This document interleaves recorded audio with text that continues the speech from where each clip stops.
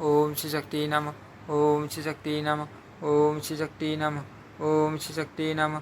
ओम श्री शक्ति नमः। 8 सप्तमो अध्यायम क्रूड इंद्र का विरोध करना परंतु स्वयं के प्रभाव को देखकर शांत हो जाना।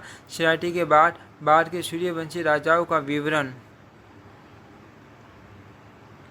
व्याजी बोले, हे राजेंद्र, स्वयं मुनि के द्वारा अश्विनी कुमारों के सोमभाग दे दिए जाने पर इंद्र अत्यंत कुपित हुए और उन्होंने अपना पराक्रम दिखाते हुए मुनि से कहा, हे ब्रह्म बंधु, आप इस प्रकार की अनुचित मर्यादा स्थापित मत कीजिए, अन्यथा मेरा विरोध करने वाले आप मुनि का भी दूसरे विश्व रूप की बाटी वध कर डालूंगा। स्वयं बोले, हे मगव, जिन महात्मा अश्विनी कुमारों ने रूप संप्रदाय के तेज के द्वारा मुझे दूसरे देवता की पार्टी बना दिया है, उनका अपमान मत कीजिए। हे देवेंद्र, आपके अतिरिक्त अन्य देवता सोम भाग क्यों पाते हैं? परम तपस्वी इन अश्विनी कुमारों ने भी कुमारों को भी आप देवता समझे।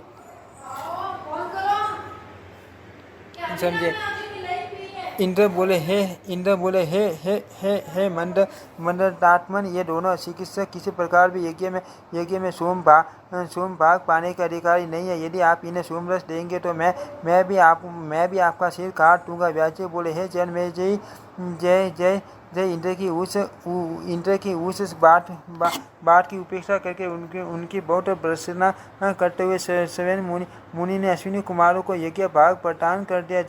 जब उन दोनों ने पीने की इच्छा से सोम पात्र ग्रहण किया, तब शत्रु सेना का भेदन करने वाले इंद्र ने मुनि से यह वचन कहा, यदि आप इन्हें सोमरस देंगे तो मैं स्वयं आपके ऊपर वज्र से उसी प्रकार प्रहार करूंगा जैसे मैंने विश्व रूप को वज्र से मार डाला था। इंद्र के ऐसा कहने पर तपोबल से गर्वित स्वयं मुनि अत्यंत कुपित हो उठे और उन्होंने विधि पूर्वक अश्विनी कुमारों को सोमरस दे दिया। इस पर इंद्र ने भी क्रोध करके करोड़ों सूर्यों के समान प्रभाव वाला अपना आयुध वज्र सभी देवताओं के सामने ही स्वयं मुनि पर चला दिया। तब अमित तेज वाले इंद्र के चलाए गए उस वज्र को देखकर स्वयं मुनि ने अपने तपोबल से उसे स्तंभित कर दिया। इसके बाद वे महाभाव मुनियों में श्रेष्ठ सेवन कटिया राक्षसी के द्वारा इंद्र को मरवा डालने के लिए उद्यत हो गए और पकाए गए हवन से मंत्र सहित अग्नि में आहुति देने लगे। उन स्वयं के तपोबल से वहां पर कटिया उत्पन्न हो गई। अत्यंत बलशाली तथा क्रूर पुरुष के रूप में वह आविर्भूत हुई। उस पुरुष का शरीर मान दैत्य के समान बहुत विशाल था। उसका नाम वध था। वह अत्यंत उग्र तथा संसार के प्राणियों के लिए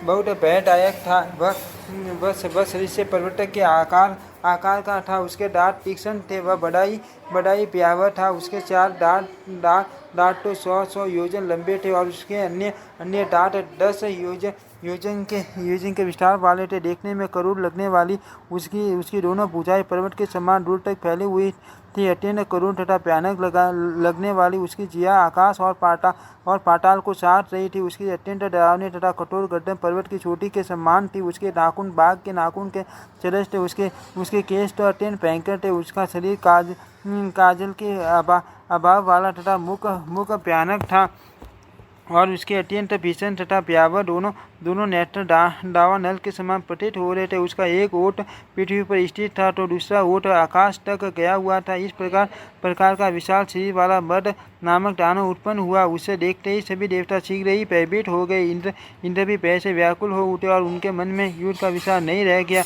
वह दैत्य वज्र को मुख में लेकर संपूर्ण आकाश को व्याप्त करके सामने खड़ा था। ऐसा प्रतीत होता था मानो भयावनी दृष्टि वाला वह दानव तीनों लोगों को निकल जाएगा। इंद्र को खा जाने के विचार से वह क्रोधित होकर उनकी ओर दौड़ा।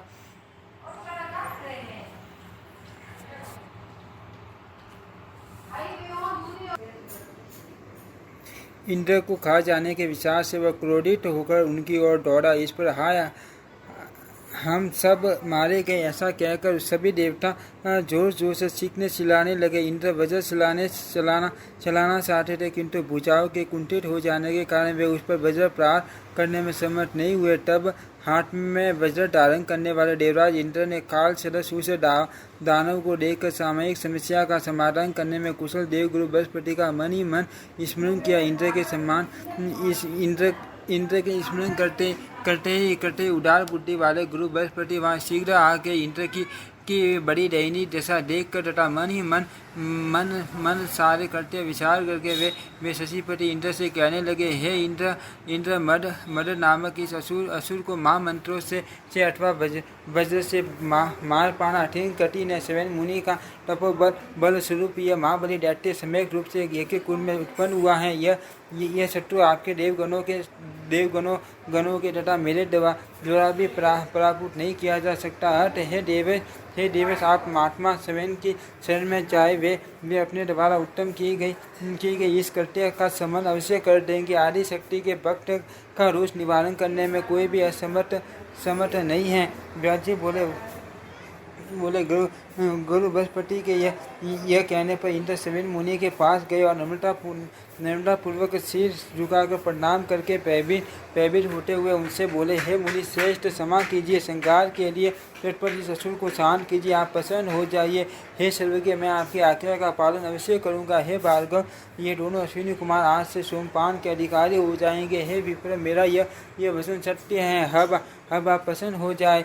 हे तपोधर, अश्विनी कुमारों को सोमपान का अधिकारी बनाने का आपका उद्यम व्यर्थ नहीं हुआ, यह उचित ही है। हे धर्मज्ञ, मैं जानता हूँ कि आप निश्चय प्रयोजन कोई भी कार्य नहीं करेंगे। आपने इन अश्विनी कुमारों को सोमपान का अधिकारी बना दिया।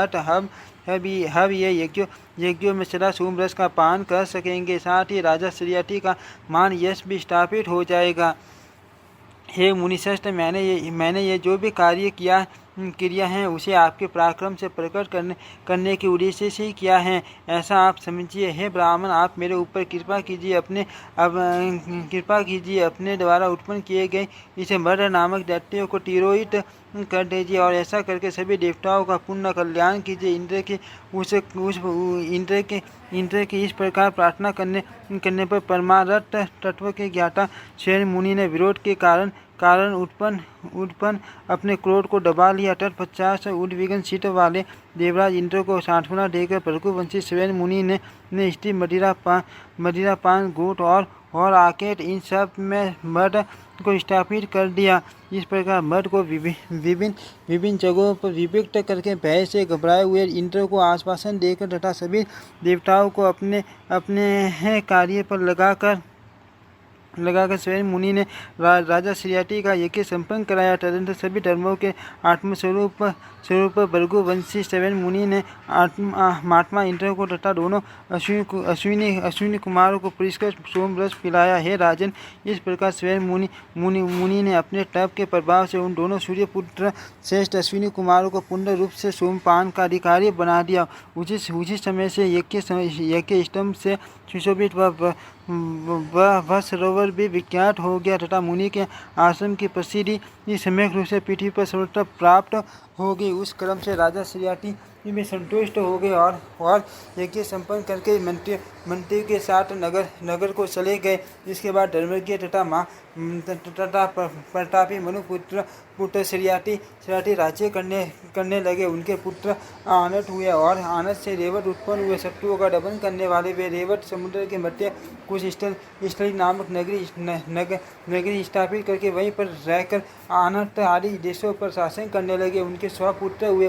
उनमें कुंज सबसे ज्येष्ठ तथा उत्तम था। उनकी रेवती नामक एक पुत्री भी थी जो परम सुंदर तथा शुभ लक्षणों से युक्त थी। जब वह कन्या विवाह के योग्य हो गई तब महाराज रेवत उत्तम कुल में उत्पन्न राजकुमारों के विषय में सोचने लगे। उस समय वे बलशाली नरेश रावत नामक पर्वत पर रहते हुए आनत आदि देशों पर राज्य कर रहे थे। वे मन सोचने लगे, मैं ये कन्या किसे प्रदान करूँ। अत सर्वज्ञ तथा देव पूजित ब्रह्मा जी के पास जाकर उन्हीं से पूछ लो। ऐसा विचार करके राजा रेवत अपनी पुत्री रेवती को लेकर पितामह ब्रह्मा जी से वर पूछने के अभिलाषा से शीघ्र ही ब्रह्म लोक जा पहुँचे, जहाँ पर देवता यज्ञ संत पर्वत समुद्र और नदियाँ दिव्य रूप धारण करके विराजमान थे, और सनातन ऋषि सिद्ध गंधर्व पन्नग तथा सारण वर्ण ये सभी हाथ जोड़कर स्तुति करते हुए खड़े थे।